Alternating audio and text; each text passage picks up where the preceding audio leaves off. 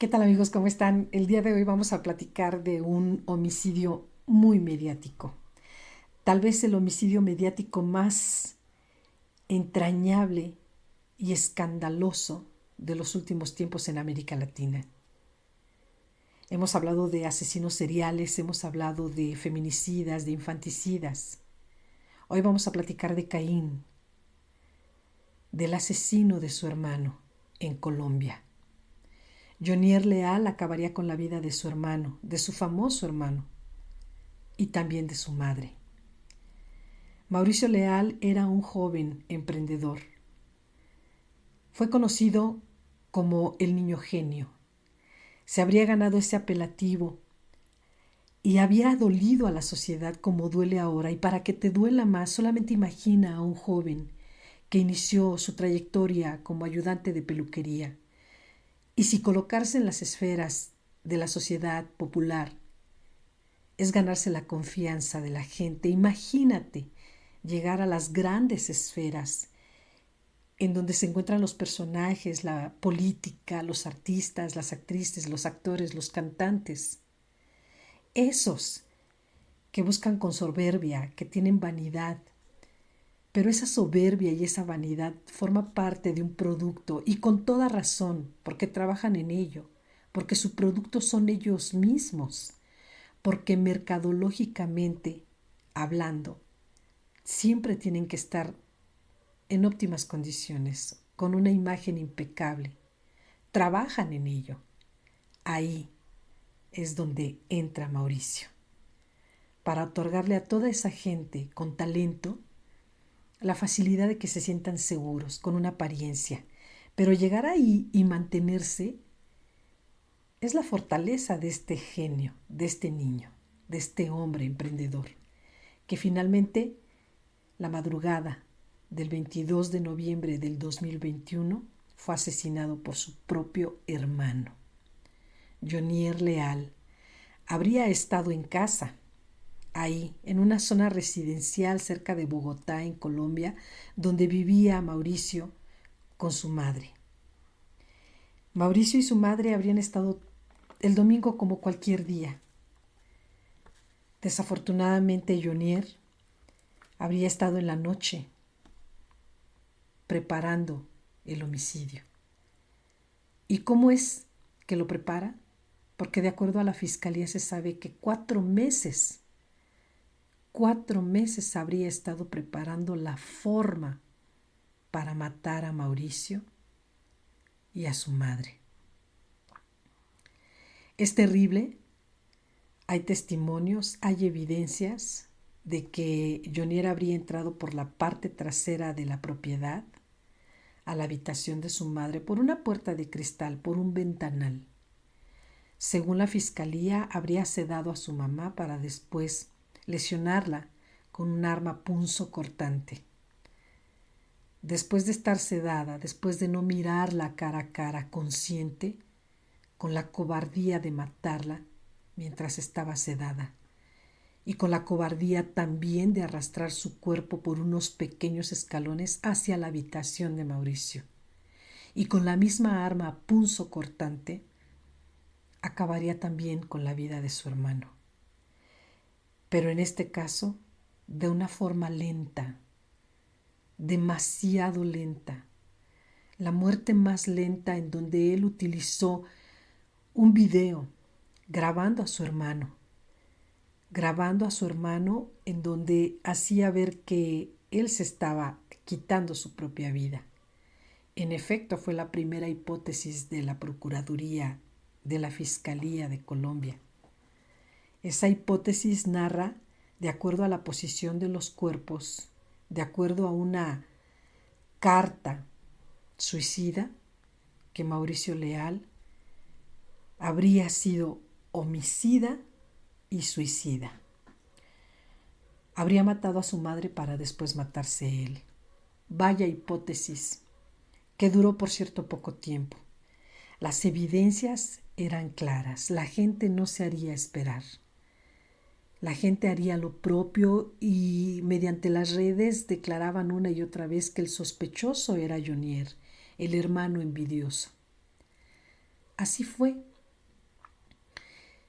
El hermano envidioso, el que se llena de rabia mientras Mauricio se llena de éxito.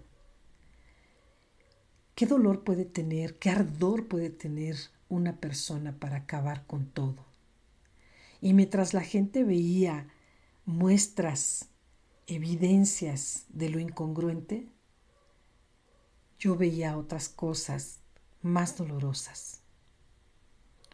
Puedes ver el rostro de una mujer con una mirada perdida, con los ojos en el limbo de la muerte, con la boca abierta de haber inhalado y exhalado su último suspiro en manos de su hijo, de su propio hijo, y a unas cuartas pequeñas, el hermano, a quien estaba apuñalando lentamente y grabándole el video, haciéndolo declarar: me he acuchillado, me he encajado varios cuchillos, nadie sabe de nadie.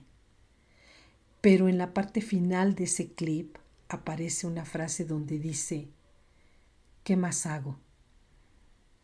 Y en este video, que por cierto llegó a México hasta el 2024, genera un poco de impotencia también para la sociedad en Colombia, porque 3 años, un video que había sido oculto, que estaba guardado, que si la fiscalía tenía en su poder un teléfono ya no encriptado, pues obviamente ese video tuvo que haber formado parte de las evidencias y no por 3 años.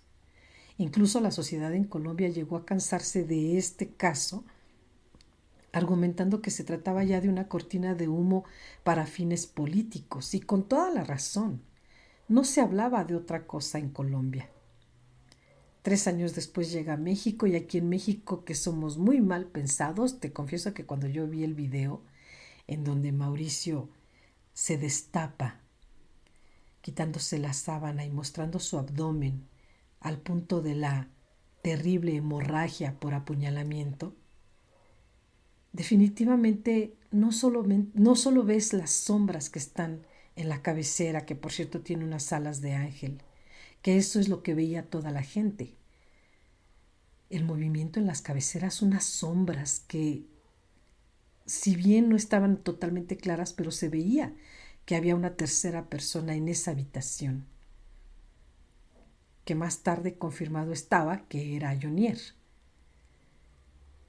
Yo vi el suspiro de esa madre. Sin existir, me puedo imaginar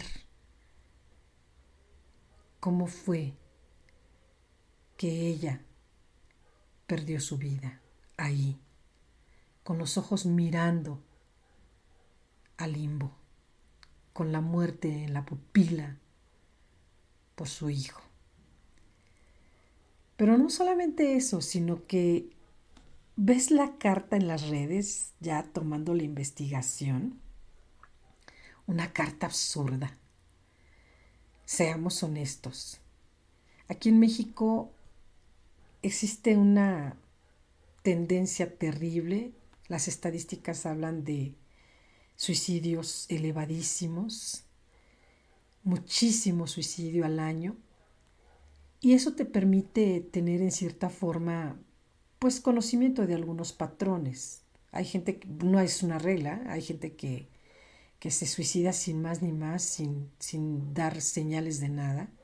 Hay gente que se toma su tiempo y lo practica una y otra vez hasta que lo consigue, se suicidan.